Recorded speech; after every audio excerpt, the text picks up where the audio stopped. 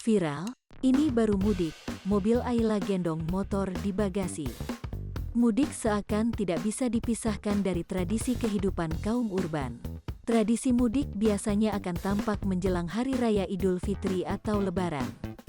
Kaum urban yang telah lama hidup di kota-kota besar seolah tidak mau ketinggalan tradisi ini untuk bertemu dan silaturahmi dengan orang tua, sanak famili, tetangga, dan teman-temannya yang ada di kampung halaman.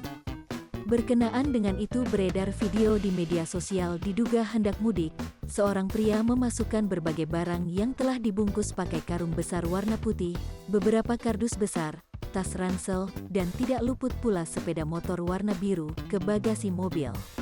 Sontak video yang diupload di akun @videomedsos dibanjiri komentar netizen.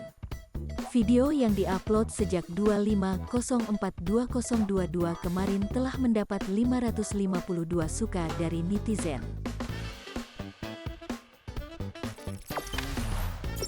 Jangan lupa subscribe, share, komen, dan like ya!